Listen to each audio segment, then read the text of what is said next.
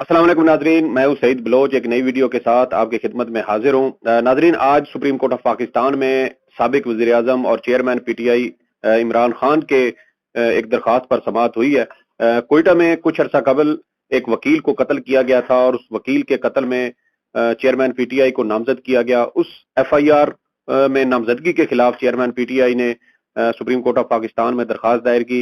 ये इस केस की दूसरी समाअत थी और इससे कबल सुप्रीम कोर्ट ऑफ पाकिस्तान में दो रुकनी बेंच ने जस्टिस एजाजुल हसन और जस्टिस आयशा मलिक पर मुश्तमिल ये दो रुकनी बेंच था। इस दो रुकनी बेंच ने इस केस की समाअत की थी, लेकिन उस पहली समाअत में भी सुप्रीम कोर्ट ऑफ पाकिस्तान की जानिब से चेयरमैन पीटीआई को किसी किस्म का रिलीफ देने से इनकार कर दिया गया। उनकी तमाम इस्तदाएं भी उस मौके पर मुस्तरद कर दी गई। इसके अलावा उस दो रुकनी बेंच ने मामला तीन रुकनी या लार्जर बेंच की तश्कील के लिए चीफ जस्टिस ऑफ पाकिस्तान को भिजवाया। चीफ जस्टिस की जानिब से गुज़श्ता रोज इसके ऊपर अब तीन रुकनी बेंच तश्कील दिया गया। जस्टिस याहिया अफरीदी की सरबराही में जस्टिस मुज़ाहिर नकवी और जस्टिस मुसर्रत हिलाली पर मुश्तमिल ये तीन रुकनी बेंच था, जिसने आज चेयरमैन पीटीआई की दरखास्त पर समाअत की। सुप्रीम कोर्ट ऑफ पाकिस्तान की जानिब से चेयरमैन पीटीआई को 24 जुलाई सुबह 10:30 बजे जाती हैसियत में सुप्रीम कोर्ट ऑफ पाकिस्तान में सरेंडर करने का हुक्म दिया गया है।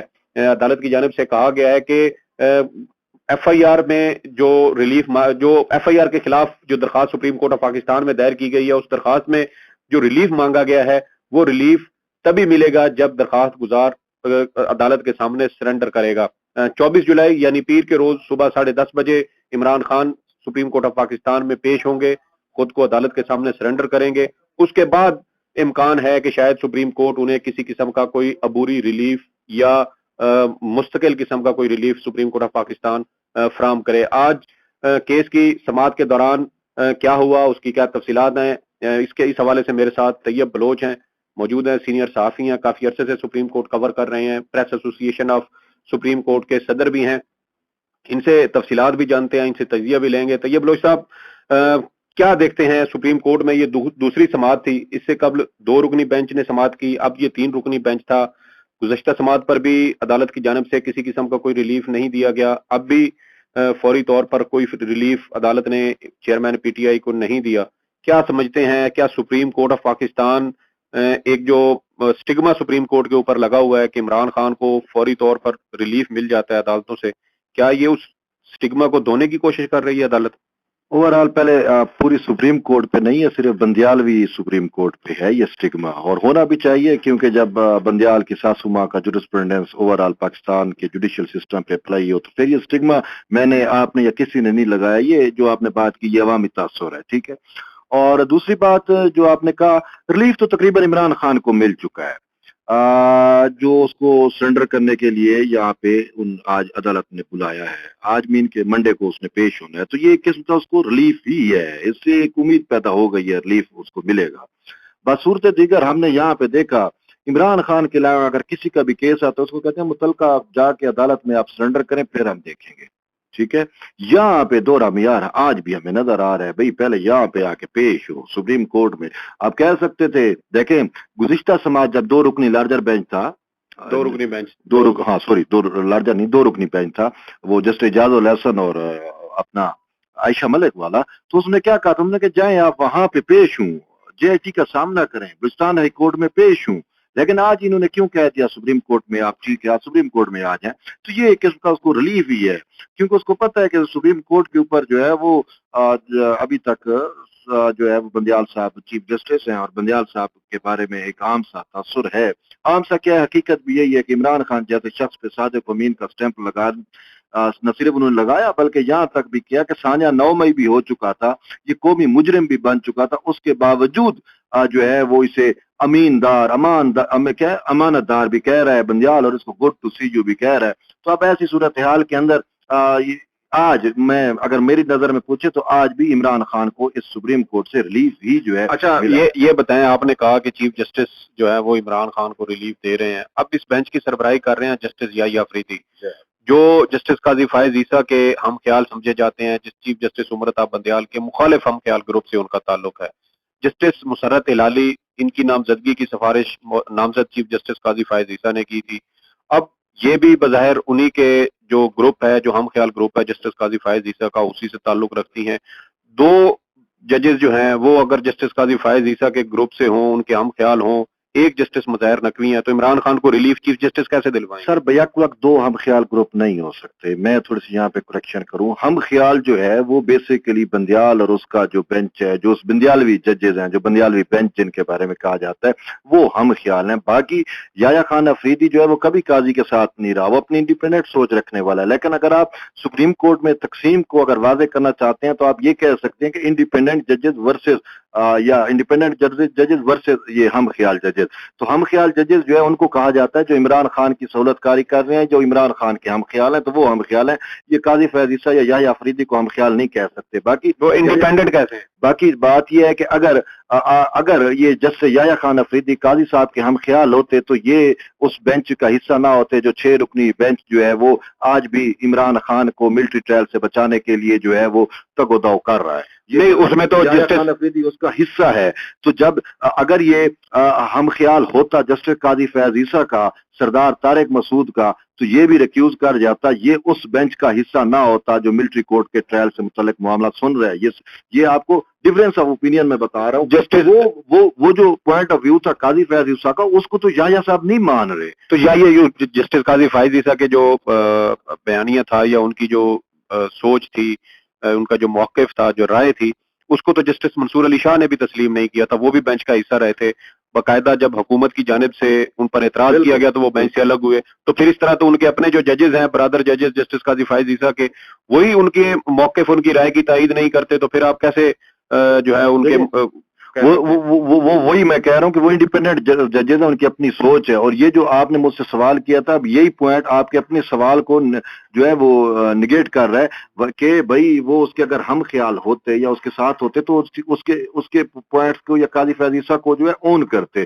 انہوں نے اون نہیں کیا. تو اٹ مین کہ جو میں کہہ رہا ہوں کہ یہ انڈیپینڈنٹ ججز ہیں, یہ انڈیپینڈنٹ سوچ رکھنے والے ہیں. ہر کیس کے اوپر ان کا سوچ, ان کا جو اوپینین ہوتا ہے وہ ڈفرینٹ ہوتا ہے. نہیں ضروری کہ وہ قاضی فیاض عیسیٰ کے اوپینین کے ساتھ میچ کرے.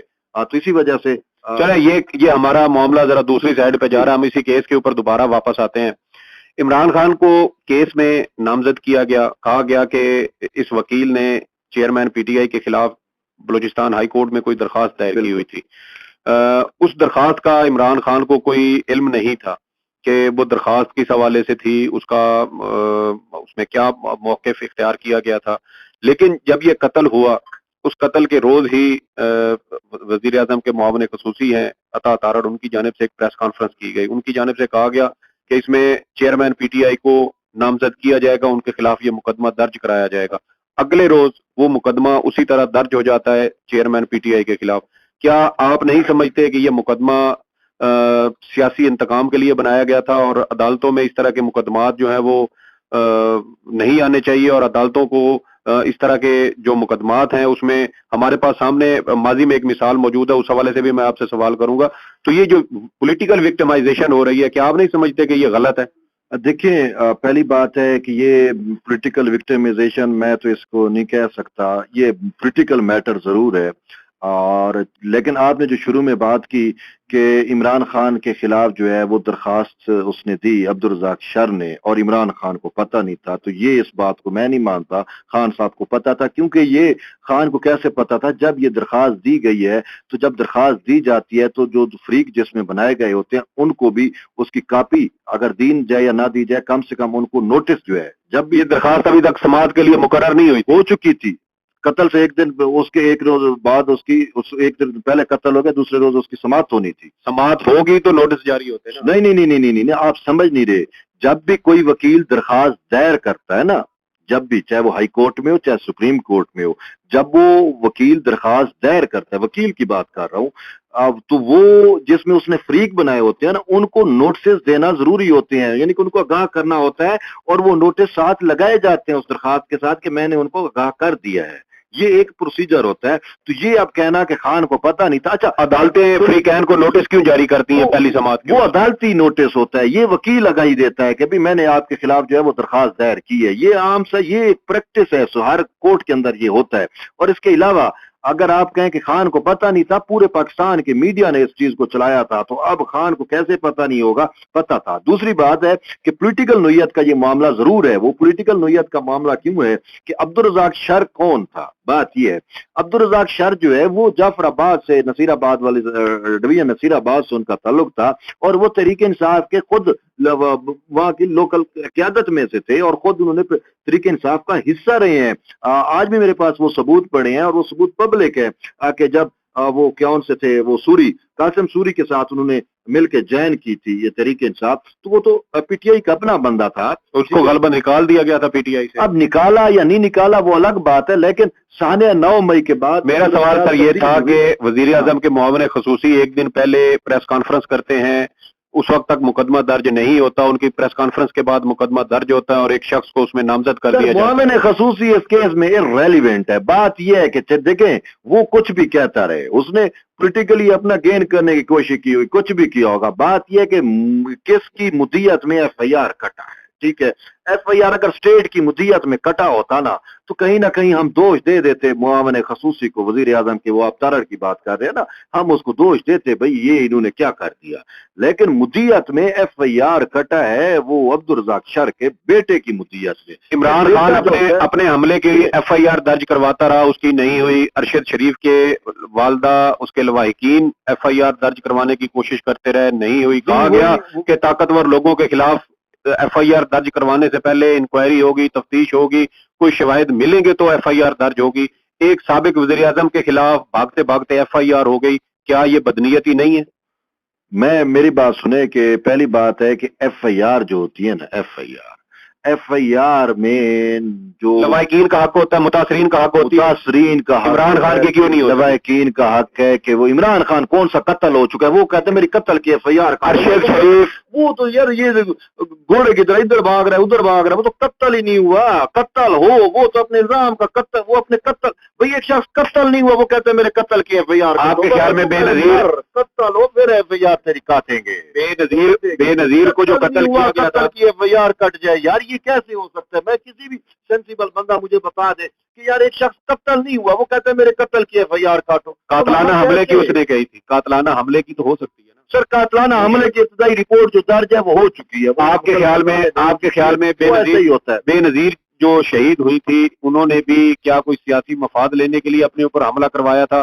کیونکہ انہوں نے وہ تو شہید ہو گئی, قتل ہو گئی, اور اس کے بعد ان کی پارٹی ایک بندی شہید ہو گئی تو وہ سیاسی مفاد لینے کے لیے کیسے شہید؟ عمران خان مر جاتا تو آپ کے خیال میں کی بات سمجھ, آپ اپنی بات جو کر رہے ہیں میں اسی سے حوالے سے آپ سے سوال کر رہا ہوں. ایک بندہ مرے ایک بندہ قتل ہو تو ایک جواز بنتا ہے کہ وہ قتل ہو گیا. ایک بندہ قتل ہی نہیں ہوا وہ کہتا ہے میرے قتل کی اقدام قتل کی ایف آئی آر نہیں ہوتی, اقدام جرم نہیں ہے. اقدام قتل کی ایف آئی آر ہوتی ہے تو اس کی رپورٹ درج ہو چکی ہے, اور وہ بھی کس نے کروائی تھی؟ بندیال نے کروائی. عمران خان کی ہوئی ہے تو عمران خان کی چیف جسٹس بندیال نے کروائی. میں یہی آپ سے پوچھ رہا ہوں نا کہ عمران خان کی تو جو درخواست تھی کیا اس درخواست کے اوپر وہ مقدمہ درج ہوا ہے؟ سر اب اس کی مرضی منشا کے مطابق نہیں ہوا تو یہ الگ بات تو یہی سوال ہے میرا کہ جب عمران خان ارشد شریف کے لواحقین نہیں کروا سکے تو ایک سابق وزیر اعظم کے خلاف تو آج کہہ رہے ہیں کہ عمران خان کو ہمارے ارشد شریف کی والدہ نے سپریم کورٹ میں بتایا ہے, سپریم کورٹ میں کہا ہے, درخواست دی ہوئی ہے کہ بھائی میرے بیٹے کے قتل میں عمران خان کو تفتیش میں شامل کرو. بالکل ٹھیک ہے, لیکن انہوں نے جو مقدمے کی درخواست دی تھی اس میں تو عمران خان کا نام نہیں تھا, چند طاقتور شخصیات کا نام تھا, ان کے خلاف آج تک ایف آئی آر نہیں ہو سکی. سر ایف آئی آر کیوں یہ قانون پورا جے آئی ٹی بنا ہوا ہے, اب تو اس پہ پورا اسپیشل جے آئی ٹی بنا ہوا ہے بابا. اس کے اوپر وہ ایف آئی آر ہوتی تو بھی جے آئی ٹی بنتا. ارشد شریف کا ایف آئی آر بھی ہو گیا اور اس کا جے آئی ٹی بھی بنا, اور اس میں اب خان پیش نہیں ہو رہا, پیش ہو تو پتا چلے نا. اچھا یہ بتائیں کہ عمران خان کے خلاف بھی کیس چل رہا ہے, ماضی میں سابق وزیر اعظم ذوالفقار علی بھٹو کے خلاف بھی اسی قسم کا ایک بھونڈا کیس بنایا گیا اور اس مقدمے میں ان کو سزائے موت سنا دی گئی, پھانسی چڑھا دیا گیا. کیا سمجھتے ہیں کہ اس طرح دوبارہ ایک سابق وزیر اعظم عمران خان گنگو تیلی کو شہید ذوالفقار علی بھٹو کے ساتھ کیا ملاتے ہو؟ بات یہ ہے کہ آپ کو تو یہ مثال ہی نہیں بنتی. وہ کیس ٹوٹل ڈیفرنٹ کیس. کیسے ڈیفرنٹ تھا؟ اس میں بھٹو کا قتل ہی عدالت نے کیا تھا. تو میں یہی کہہ رہا ہوں کہ وہ مقدمہ کون تھا جس میں عدالت نے ان کو پھانسی سنائی تھی؟ وہ مقدمہ دیکھیں، بات ہے اس کی ایف آئی آر کٹی سپریم کورٹ میں، وہ اینڈ پہ مقدمہ آیا تھا کہ ہائی کورٹ سے ٹرائل کورٹ سے ہوتے ہوئے سپریم کورٹ میں اب کہاں چل رہا ہے؟ یہ تو پیش ہی نہیں ہو رہا، جے آئی ٹی میں بھی پیش نہیں ہو رہا، بلوچستان ہائی کورٹ کو مطلوب ہے پیش نہیں ہو رہا، بلوچستان پولیس کو مطلوب ہے پیش نہیں ہو رہا، کہتا ہے بھائی میں پیش ہوں گا تو مارا جاؤں گا۔ وہ بھٹو تو پیش ہوتا تھا، اس نے تو صعوبتیں برداشت کی، وہ تو گرفتار رہا، اس شخص کو تو آدھا دن گرفتار کیا ہوا، بندیال اور اس کی سیاسی امت تک پورا جوڈیشل سسٹم ہل کے رہ گیا کہ ہمارے صادق امین کو جرأت کیسے ہوئی، کس کو جرأت ہوئی گرفتار کرنے کی۔ پھر آپ نے دیکھا نہیں کہ راتوں رات اس کو جو ہے یہ سارے ایکٹیو ہوئے اور کس طریقے سے اس کو ایسے مکھن میں سے جیسے بال نکالا جاتا ہے نا، ایسے عمران خان کو نیب کی طویل میں سے نکال کے اور پھر ایسی ضمانتیں دیں جس کی نظیر پاکستان کے پورے جوڈیشل سسٹم میں نہیں ملتی۔ اسی وجہ سے آپ مجھ سے اختلاف کرتے ہیں، لیکن بات حقیقت ہے۔ کیسے حقیقت ہے؟ کیسے ریلیف؟ بندیال کا ساسو ماہ کا جورسپروڈنس اوور آل پاکستان کے جوڈیشل سسٹم پہ اپلائی کرتا ہے نا، تو پھر یہی ہوتا ہے کہ جو مستقبل میں بھی مقدمات درج ہوں گے اس میں بھی خان صاحب آپ کو ضمانتیں ہوں۔ کس نے دی تھی یہ ضمانت؟ یہ ہائی کورٹ نے دیا تھا۔ تو اس میں بندیال صاحب کا کیا لینا دینا؟ تو بندیال پورے جوڈیشل سسٹم کا ماسٹر مائنڈ ہے۔ ماسٹر مائنڈ کیا ہوتا ہے؟ چیف جسٹس ہے پورا۔ چیف جسٹس کیا چیف جسٹس کسی بھی عدالت کے کسی بھی جج کو، ایون لوور کورٹ کے کسی جج کو اس طریقے سے انفلوئنس کر سکتا ہے؟ کسی کی جرأت ہے اس کے خلاف یا اس کی ساسو ماں کے خلاف جائے؟ آج تو ہمیں یہی نظر آ رہا ہے۔ سابق چیف جسٹس ثاقب نثار نے، ایک جج تھے لوور کورٹ کے، ان کا موبائل اٹھا کے پھینکا تھا، انہوں نے تو استعفیٰ دے دیا تھا احتجاجاً۔ تو کیا آپ سمجھتے ہیں کہ ایک چیف جسٹس آف پاکستان اس طرح کسی بھی عدالت میں پورے جج سارے جج استعفے دے کے گھر بیٹھ جائے؟ بھائی ہر آپ الزام لگا رہے ہیں تو اس کا کوئی سر پہ ہے نا، مہنگائی کا دور ہے، ڈالر کہاں تک ہے، چیزیں ایسی ہیں۔ عمران خان کے خلاف آپ کہہ رہے ہیں کہ جب جس کا روزی روٹی لگا ہوا ہے اپنا روزی روٹی کیوں چھوڑے؟ بات یہ ہے کہ ان کو پتہ ہے بندیال نے تو چلے جانا ہے، ہم نے تو پھر بھی ادھر رہنا ہے۔ ٹھیک ہے، بندیال کا جیسا بھی دور ہے، بس آنکھیں نیچی کر کے تو بس گزار لو۔ آپ اور میں بھی تو یہی کر رہے ہیں۔ عمران خان کو جوڈیشل سسٹم جو ہے وہ اس پہ لگا ہوا ہے، کیا کہتے ہیں، داؤ پہ لگا ہوا ہے، لیکن ہم صرف صبر ہی کر سکتے ہیں۔ حکومت نے بےتیرا کوشش کی کہ کسی طریقے سے بندیال سے جو ہے وہ چھٹکارا پا جائے، لیکن انفارچونیٹلی ایسا کانسٹیٹیوشنل پوسٹ ہے کہ حکومت بھی بے بس ہو گئی ہے نا یہاں پہ۔ اسی وجہ سے اب سب اس لیے انتظار کر رہے ہیں کہ یہ بندیال چاہے 15-16 چیف جسٹس عمرتا بندیال کی سربراہی میں سپریم کورٹ جو ہے جو سوال تو سن لینا کسی چیف جسٹس عمرتا بندیال نے پنجاب میں عام انتخابات کیس کا فیصلہ دیا، آج تک سپریم کورٹ کے اس فیصلے پر حکومت نے عمل درآمد چیف جسٹس بندیال ہوتا کون ہے انتخاب کی تاریخ دینے والا؟ تو کہاں کیس میں کدھر لکھا ہوا ہے کہ یار یہ بھائی اس کا جب رائٹ ہی نہیں ہے، جب اس کو کانسٹیٹیوشنل اختیار ہی نہیں ہے، جب قانون نہیں کہتا، جب آئین نہیں کہتا، تو بندیال جو فیصلہ دے گا وہ ہم مان لیں گے یا حکومت مان لے گی؟ بھائی کیوں مانے اس غیر قانونی فیصلوں کو؟ کیوں مانا جائے؟ اس کا اختیار نہیں بابا، اس کا اختیار ہوتا قانون میں، آئین میں لکھا ہوتا کہ بھئی chief justice of supreme court Umar Ata Bandial جو ہے وہ انتخاب کا تاریخ دے سکتا ہے، تو پھر یہ تاریخ دیتا۔ جب ہے ہی کہیں نہیں، یہ تاریخ ہی نہیں دے سکتا، تو یہ ہوتا کون ہے 14 مئی؟ 90 روز کے اندر الیکشن نہیں ہونے چاہیے آئین کے مطابق؟ سر آئین کے مطابق جو ہے نا وہ صرف 90 روز نہیں، آئین کی اور بھی دیگر کمانڈ موجود ہیں، صرف ایک کمانڈ نہیں ہوتی۔ کون سی؟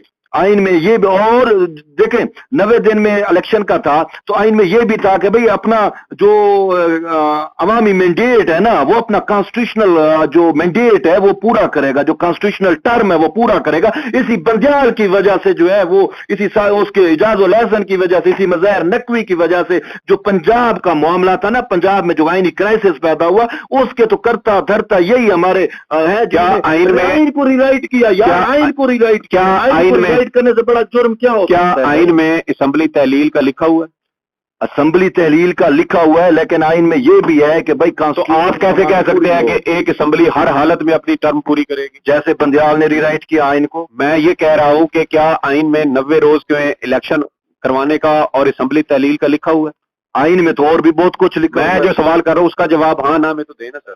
سر آئین میں یہ لکھا ہوا ہے نا کہ اسمبلی وزیر اعلیٰ اپنی مرضی سے کسی بھی وقت حالات و واقعات کو دیکھتے ہوئے تحلیل کر سکتا ہے۔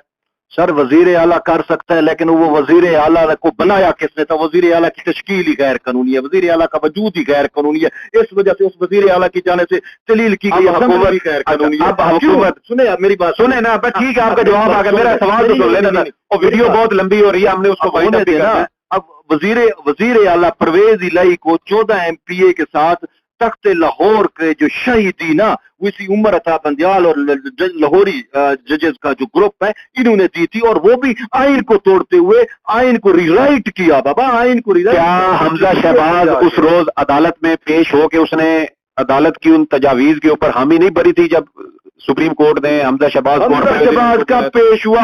وہ پورا پی ڈی ایم بیکاٹ کر گیا تھا اس معاملے کو. جس روز سپریم کورٹ نے 3 جولائی کو عدالتی نظیر میں پہلی بار ہم نے دیکھا کہ بابا ایک فریقین بالکل جو ہے وہ بیکاٹ کر گئے. سر آپ کی یادداشت نہیں ہے، میرا سوال سن لینا سر. وہی کریں گے، وہ عمران خان کو سوٹ کرے گا جو فیور دے گا. سر سنے تو صحیح نا، سنے تو صحیح. سپریم کورٹ نے پنجاب میں 3 جولائی 2022 کو الیکشن کروانے کا حکم دیا. اس میں دونوں جو امیدوار تھے حمزہ شہباز اور پرویز الہی، دونوں کو سپریم کورٹ لاہور رجسٹری میں بلایا گیا، دونوں کا کنسنٹ لیا گیا، اور ان کے کنسنٹ کے بعد سپریم کورٹ نے فیصلہ جاری کیا. تو آپ ہوتی کون ہے رن آف الیکشن کرانے والی؟ تو کیوں آئے تھے حمزہ شہباز میں عدالت میں کیوں آئے تھے؟ بائیکاٹ کر دیتے نا آتے. بیکاٹ بعد میں کر گئے نا، بعد میں کیوں کیا؟ جب عدالت نے بلایا تو اس نے کہا بھائی چلو پھر بھی عدالتی سسٹم ہے دیکھ تو لیں، لیکن جب اس نے دیکھا بھائی ان تلو میں تیل نہیں ہے، یہ تو پورے آئین اور قانون کو، سپریم کورٹ کی روایات کو، سب کو جو ہے انہوں نے جو بڑی مہربانی طیب بلوچ صاحب، بہت شکریہ. عمران خان کی ایف آئی آر والا مقدمے پہ تو ہو گیا نا سر، ہو گیا نا. آپ کی رائے ہم نے دیکھ لی. آپ کہتے ہیں کہ جو ذوالفقار بھٹو تھے وہ شہید ہوئے، عمران خان کے خلاف مقدمہ بھی غلط ہے. ٹھیک ہے، آپ کی تمام تر جو رائے ہے وہ ہمارے سامنے آ چکی ہے. ہمارے انشاءاللہ ناظرین اس کے اوپر فیصلہ کریں گے کہ آپ کی رائے کس حد تک درست ہے. کیا supreme court of Pakistan chairman Tehreek Insaf کو ریلیف دے گی، عبوری ریلیف ملے گا یا مستقل ریلیف ملے گا؟ یہ 24 جولائی کو اس کیس کی دوبارہ سماعت ہوگی. تو جو بھی درخواست گزار آتے ہیں کیا ان کو ریلیف نہیں ملتا سپریم کورٹ سے؟ پی ڈی ایم کو تو نہیں ملا. کون سی درخواست ملا؟ بہت سارے، جب ہزاروں مقدمہ یہی سپریم کورٹ ہے جو جیلی کیسز بھی بناتی رہی ہے. کون سے جیلی کیسز؟ سابق صدر آصف علی زرداری کے خلاف جیلی بینک اکاؤنٹ کا جیلی کیس جو ہے سپریم کورٹ سے بنایا گیا تھا. نہیں تو کیا وہ فلودے والوں کے اکاؤنٹ سے پیسے نہیں نکلے تھے؟ وہ بھائی جب جو بینک جو اکاؤنٹ ہی جیلی تھے، ہاں تو کدھر سے آئے؟ تو آپ فلودے والے کا ڈال دو، طیب کا ڈال دو، کسی ریڈی والے کا ڈال دو، کدھر سے آئے تھے؟ وہ کہاں پہ ہے پیسے؟ چلو بتاؤ، وہی پوچھ رہا ہوں. کیس آپ نے بنوایا، امریکن جج لگایا، بتاؤ نا وہ پیسہ کدھر ہے؟ چلو چلیں اس کے اوپر ہم انشاءاللہ ایک اور ویڈیو کریں گے. اب تک کی جو ویڈیو تھی وہ تمام تر تفصیلات ہم نے آپ کے سامنے رکھنے کی کوشش کی. کچھ سوالات تھے اس کے جواب بھی ہم نے تلاش کرنے کی کوشش کی. سعید بلوچ کو اجازت دیں. اللہ حافظ.